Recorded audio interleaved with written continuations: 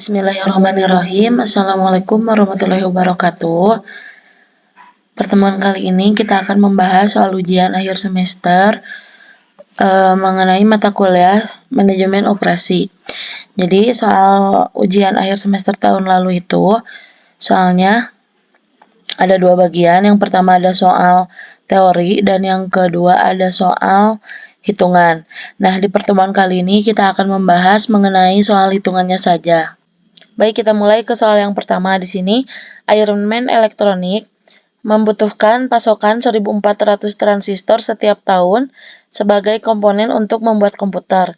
Nah, harga pembelian transistor itu tuh sebesar $400. Biaya penyimpanan setiap unit transistornya itu 2% dari harga pembelian. Nah, biaya pemesanan dan pemasangannya itu $250 per satu pesanan. Nah, dalam 1 tahun perusahaan ini tuh beroperasi selama 200 hari. Nah, adapun waiting time-nya atau waktu tunggu pengirimannya itu 5 hari. Di sini kita disuruh untuk menentukan total economic order quantity, order frekuensi dalam 1 tahun, dan total cost. Nah, kita tulis dulu ya diketahuinya.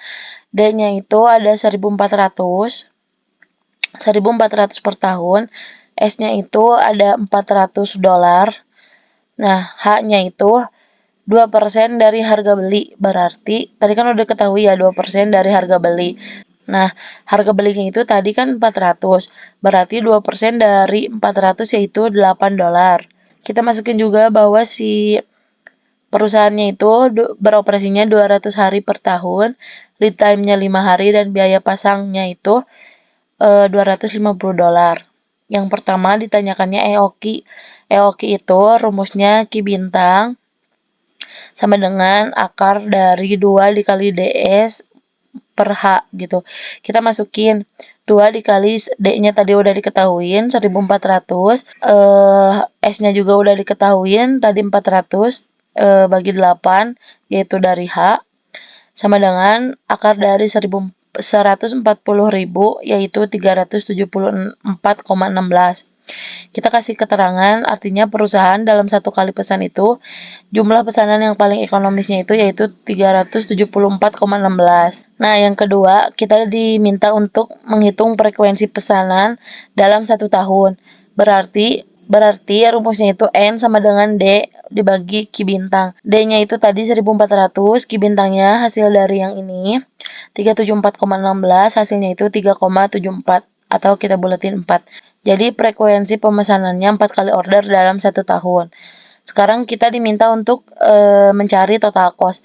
Total cost yaitu TC sama dengan Q bintang dibagi 2 dikali H ditambah D dibagi Q bintang dikali S. Kita masukin angka-angkanya 374,16 dibagi 2 dikali 8, 1.400 dibagi 374,16 dikali 400.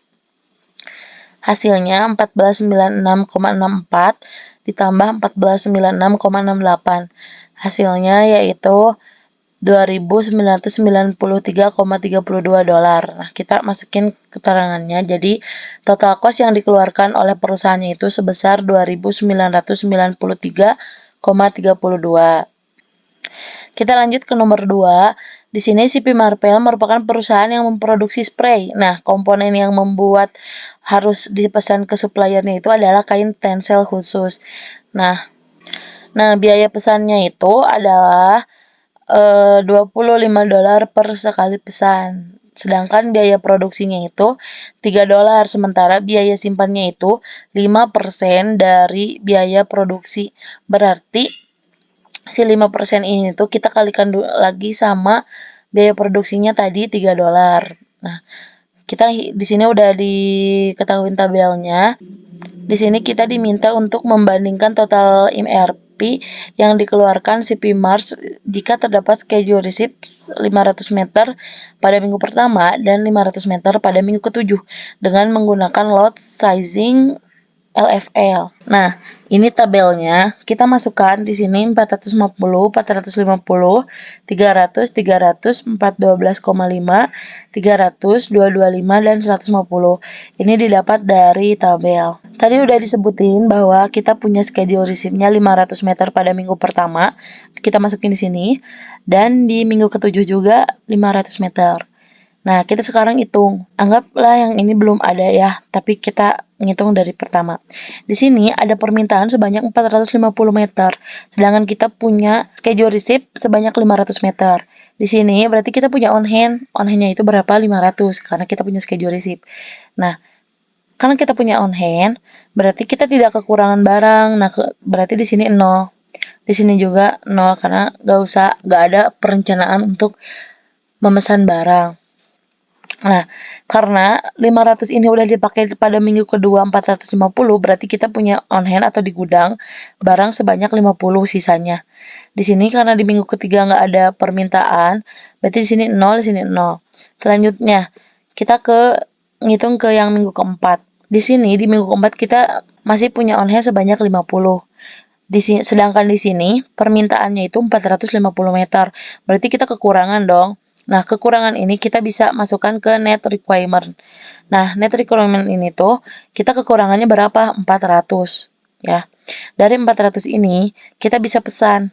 Karena di soal nggak diketahuin waktu pemesanannya, berarti kita anggaplah 1 minggu sebelumnya. Kalau misalkan di soal diketahuin waktu pemesanannya itu 2 minggu sebelumnya, berarti kalian harus memesan dari minggu kedua.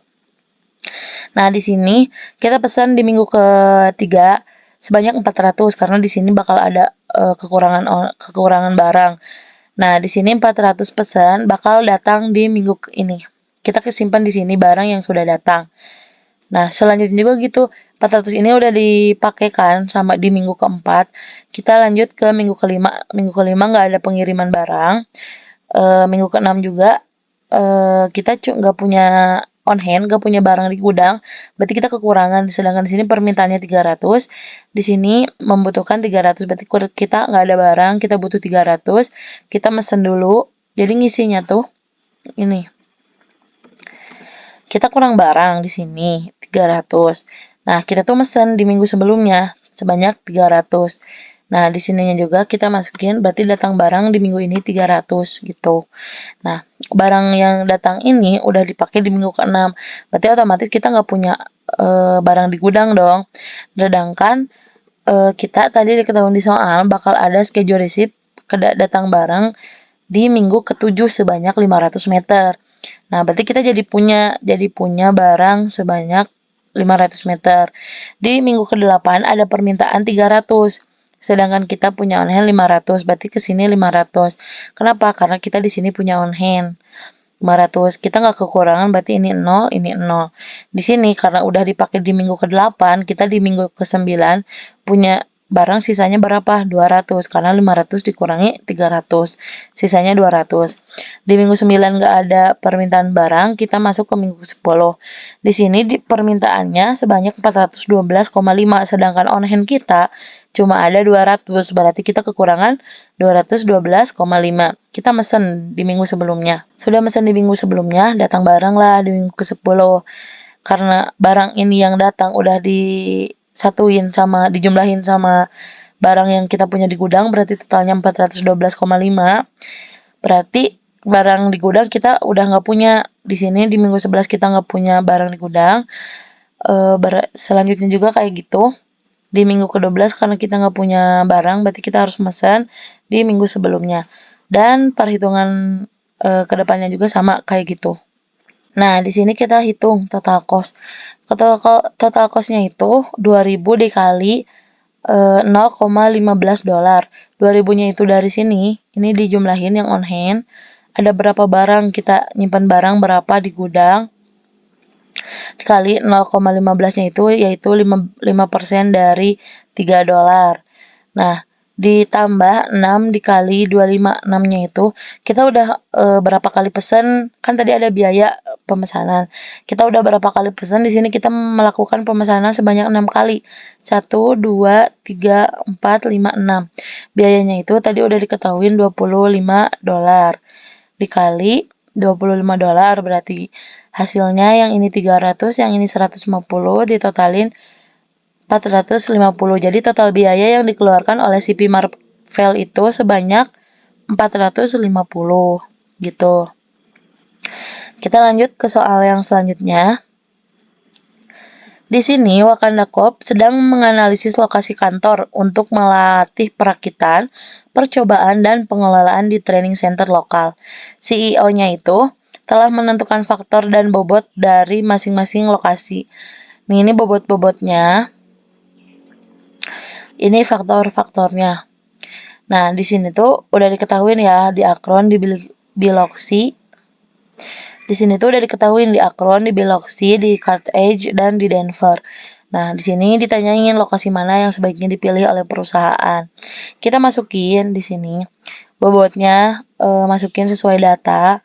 Di sini kita tinggal kali-kalikan 0,15 dikali 90 hasilnya 13,5, 0,15 dikali 80 hasilnya 12, 0,15 dikali 90 hasilnya 13,5, 0,15 dikali 80 hasilnya 12. Begitupun seterusnya. Nah, sesudah dikalikan, kita akan menemukan total di sini. Kita menentukan totalnya itu ke bawah ya, dijumlahin. 13,5 tambah 9,5 tambah 24 tambah 9 tambah 18 tambah 7,5 hasilnya 81,5. Yang Biloxi juga sama. Di sini udah diketahuin bahwa nilai terbesar itu ada di Carthage. Jadi lokasi kantor yang sebaiknya dipilih oleh perusahaan yaitu di Carthage dengan total skor 87,5. Ini total skornya tertinggi ya. Di soal yang kedua, apakah pemilihan lokasi akan sama jika bobot biaya operasi dan biaya tenaga kerja ditukar? Hitung kembali dan berikan penjelasan. Ini kan tadi biaya operasinya itu 0,30 ya. Sedangkan biaya tenaga kerjanya itu 0,10. Kita tukar, berarti di biaya operasi jadi 0,10 dan di biaya tenaga kerja jadi 0,30. Kita hitung lagi. Bobotnya tetap sama yang lainnya, berarti kita tinggal ngitung yang ini aja ya. Ini biaya operasi kan tadinya 0,30 berarti jadi 0,10. 0,10 dikali 80 dikali 85 dikali 95 dikali 85. Hasilnya di Akron 8, di Biloxi 8,5, di Carthage 9,5, dan di Denver 8,5. Begitupun yang biaya tenaga kerja. Di sini kita totalin sama kayak tadi caranya. Nah, di sini udah diketahuin bahwa totalan dari Carthage tetap dia punya hasil yang paling besar gitu. Di sini total poinnya yaitu 85,5. Kalian kasih kesimpulan, setelah dihitung kembali dan bobot biaya operasi ditukar dengan biaya tenaga kerja, lokasi yang sebaiknya dipilih oleh perusahaan tetap Carthage karena dengan total skor 85,5. Jadi udah diketahuin gitu, walaupun ditukar biaya tenaga kerja dan biaya operasi, si Carthage ini tuh tetap mendapatkan poin yang paling gede gitu. Nah, mungkin sekian pemaparan brilian kali ini. Billahi taufiq wal hidayah. Wassalamualaikum warahmatullahi wabarakatuh.